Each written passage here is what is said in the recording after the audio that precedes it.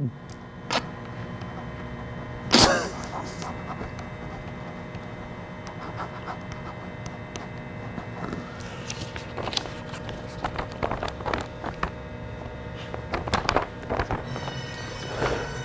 this how we want to start the show?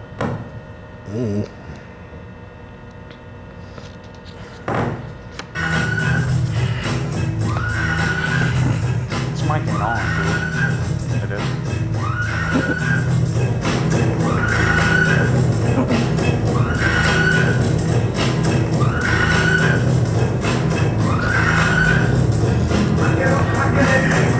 Why you gotta start out with white rappers?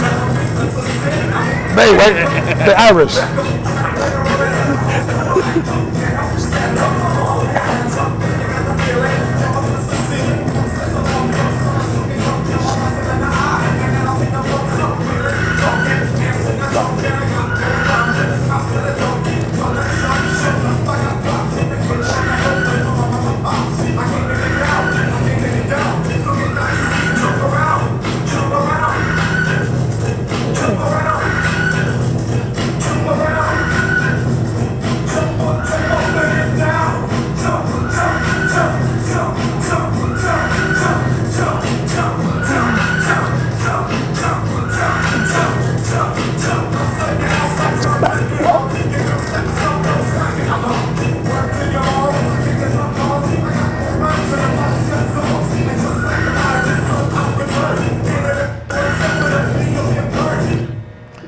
Welcome, my name is Wendell Ellis. I'm your host of the Genesis and Men's Hour.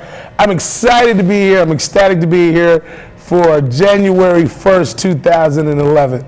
Oh my goodness, I can tell you now, I had 2 hours of sleep last night. So if it's sometime I get slap happy, it's not my fault. It really isn't my fault. I'm telling you, it's not my fault. I had friends over last night and they wouldn't leave, and I was cleaning my house at 8 o'clock in the morning. I was swiffering floors. I was taking out trash. You know, I did the bootleg trash last night. I dropped it off at an apartment complex in the neighborhood. It's that time of year, man. It's recession, you know what I'm saying? So I don't have the luxury of necessarily waiting until garbage day, you know, even though I don't live in the city and I don't have to worry about the garbage collectors losing their jobs, and thank goodness they didn't lose their jobs. But we're excited to be here. It's always a great time for us. The first Saturday of every month, we're live today, January 1st, 2011. It's always a great event for us to share time with you. This is a live call-in television show. The number is 651-3036. We invite you to jump into the conversation. What's your New Year's resolution? What are you going to do different in 2011 that you didn't do in 2010? What are some projects around the house you want to finish? What are some educational goals, financial goals that you want to set, physical, spiritual goals that you want to set for yourself? Whatever they may be, call us, join us in the conversation. We'd like to thank all of our listeners out there and all of our viewers out there. We have some dedicated people. There's like 3 of y'all. I'd like to say hi to all 3 of y'all right now. We love you, you know what I'm saying? With no further ado, we'd certainly like to and jump in and invite, really he's not a guest, as much as a co-host with the mostest. He really is a very special person when he comes to join us in our conversation, Mr. Joe Aiken.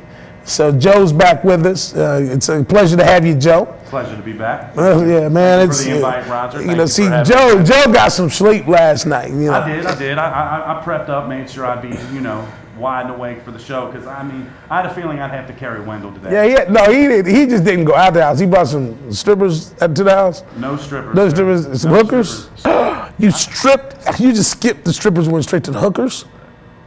Oh my God. My mother may be watching the show. Hi, Mom. I'm sorry. Forgive us, Mrs. Aiken. And also I want to say my nephew's here enjoying the show with us as well. He's upstairs in the booth. Is he one that was smoking weed earlier though? Was that your nephew? I'm sorry. Nah, that was the strippers. Oh yeah, that was the strippers who smoking the weed. That was the strippers, dog. So what we want to do is we want to definitely take a look back at 2010 and see what went well, and this is our take it or leave it episode.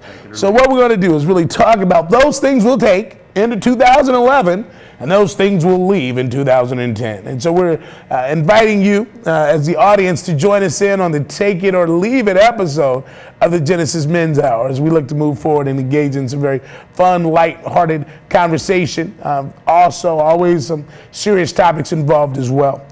When we think about 2010, probably a highlight for me, it's easy for us to talk about, sports. Definitely. And certainly when we talk about sports in the city of Cincinnati, I mean, there was probably nothing more special than the Cincinnati Reds. Yes. NLCS, they National League Central champions, Joey Votto, MVP.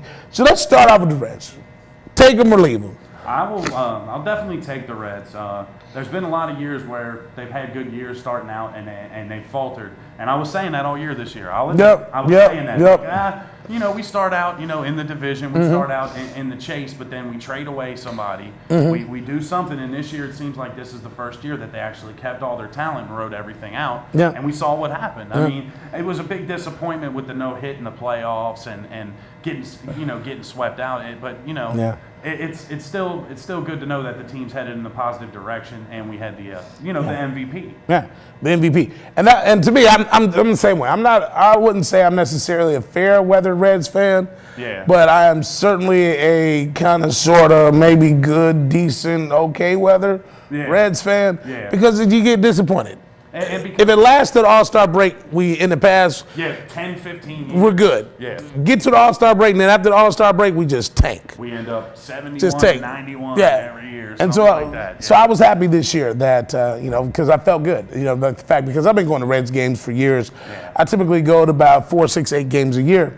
And certainly when Genesis was downtown on 4th Street, and it was a lot easier for the businessmen specials, even at, when we moved to Ezra Charles, businessman specials in the middle of the day. John and I used to go to baseball games. Our board president, former board president, he was a lifelong 60-year season ticket holder for the Reds. And so John and I would go to the baseball games in the afternoon. But certainly we want to take the Reds. We look at Joey Votto, MVP. You look at the fastest fastball in MVP, Aroldis Chapman.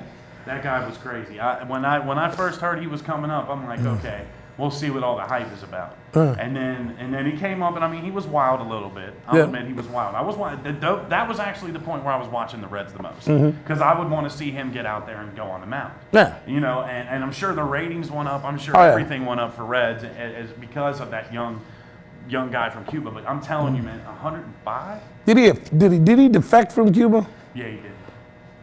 Is there a difference between defecting and like an infection? Did he defect? Is he infected with something? Or did he defect? Idea. All I know is. Do you defect because you have an infection? All I know is disinfect him and put him back out on the mound. Disinfect him, yeah, certainly that. Put him back out on the mound. And he'll be on the mound full time this year. So starting? Yeah, so he's looking at moving into the starting rotation. Yeah, that'll be crazy for a young arm that throws that hard. But. Oh man, but you have to have a moment of silence for your boy, man. Strasburg, man, that was sad. The Tommy John surgery. Yeah, Strasburg. Strasburg. That was really, really sad. He was going to be like the man. Oh my gosh! And now with Tommy John surgery, his little elbows all jacked up. We will leave Tommy John surgery for Steven Strasburg in 2010. Yeah, that's one thing that I will say. We will leave. Yeah, absolutely. Anytime a young man comes out of high school, highly touted prospect. First game, 14 strikeouts. First game, just knocking 14 them down, strikeouts. Man. That's knocking insane. And then something like that happens. It's definitely something you feel sad because about. Part of me is, as much as I love my hometown teams, and I've spent a lot of time talking about my hometown teams, begging for tickets from one of my hometown teams, yet to get a ticket from my hometown team. You're going to be here in a minute. We're going to get to you too. You take it or leave it. And we're going to leave a whole lot of that. So I love my hometown teams. Yes. But when you see that, what Strasburg was able to do, that there's still the passion of an athlete in me, that I love the ability to be able, like, I'm a Peyton Manning fan. Everybody knows I believe that Peyton Manning will be the greatest quarterback. And not simply just in his records, but just in his ability to read, to keep defenses off guard, to be able to get them and to be able to kick that little foot up for 20 years. Oh my goodness. It's insane. And to be able to do what he does with all of his receivers, all of his running backs out, it's certainly impressive. So But Aroldis Chapman, we're absolutely going to keep you. We're going to take you into 2011. See what you do as a starter pitcher. As we can, man. I love it's a real joy watching him out there. And what's interesting is they do say that he has more pitches that he didn't use in a relief role because that he has. Work on him. Yeah. So they said he has, some additional pitches. We will take the Reds. Yeah, we'll take the Reds. Dusty Baker. And we'll take him as well. He's a good coach. Oh, absolutely. I mean, he's a good skipper. But I will say this: one thing I will leave from the Red season was the Brandon Phillips episode. Absolutely. I mean, it was, if you're going to talk smack, go in there and sweep them. Yeah. Don't get swept. Don't get swept, and don't get your butt kicked. Yeah, don't get it, And it looked like they get the butt kicked. They got their butt kicked. They won the division. The Cardinals had a bad year. Everybody expected them to win the division. So we kind of got lucky in the fact that the Cardinals lost the division this year. They weren't, they whooped up on us pretty good every time we they beat us to death. Everybody else handled business for us. Yeah. But definitely, getting into the whole talking smack, if you're going to talk it back. Yeah, so if you're out there watching Brandon, which you're probably not because you're pretty rich and stuff, and you probably don't watch public access. What that mean? You don't think he's watching me? Well, watching you? Watching him? Watching us? I don't know. Brandon, Brandon's watching right now. Stop running your mouth. I can tell you right now, he's watching. Brandon, matter of fact, 651-3036. Call us. Brandon, call us. Give us a call. You know what I'm saying? Talk to your mans. Give us some free tickets. Matter of fact, invite us out to spring training, Grapefruit League. Yeah. Fly us out. Florida women, definitely. Yeah. They're not in Florida anymore. Oh, where they at? Arizona? In Arizona. Where you been? See how much of a Reds fan you didn't get the email, the text message, the Sky page? It's not on my itinerary for the show. Oh, I'm sorry. Forgive me. I didn't put they've moved. They've relocated. They were foreclosed in Florida. Yeah, so absolutely. Brandon, make sure in the future. Yeah, please. Just shut your mouth and go play. Not a good idea. I would have rather you took that energy that came out of your mouth and swept them. Yeah, absolutely. Yeah. Internalize that pain that you have for the Cardinals and put it into your bat, because I think he went like 2 for 18. You pulled a John Starks when he was like 3 for 18. So don't pull no John Starks. No, never pull a John Starks. Always pull Michael Jordan. That's a little bit too old school for some people. Don't pull a John Starks. Do not pull. Kids out there, remember, you can YouTube it. Don't pull a John Starks. YouTube is key. Okay, so we're done with baseball, and we want to take most of the things, nearly everything that the Cincinnati Reds did in 2010. Yeah, great year. Move that into 2011. Absolutely. Let's build on that. Now, let's move to one of our favorite topics. This is the part football. This is the part of the show where I may cry. You may cry. I may cry. Because when I put the agenda together, you see that I have the take the college football. And we'll leave that for last because that's just, I'm still reeling over that one. I'm still reeling over what they did to my The Ohio State University football team. We'll talk about that last. But let's start out Exhale. with this. The Bengals. Bengals. Where do we... Moment of silence. Back to the Bengals. So when you think about the Bengals, I think that everyone always talks about the good. So let's look at the good first. All right. Here's the good of the Bengals. They're still in Cincinnati. Yes. Are we ready to move on to the bad? Everything else. No, there's other good. Let's look at the rookies. Let's look at some of the rookies. Okay. Gresham. Beautiful. Shipley. Beautiful. Absolutely. If Carson doesn't hang him out to dry again. Yeah, and get him killed. Carson hanging him. Pow! You know what I mean? Little boy gonna get his head knocked off. As a white man, I must say, don't hang out a fellow white man. Hold up, so it's okay to hang out everybody else? You said fellows if somehow or another. Man, we always get into this every show. So it's okay to hang out the Negro.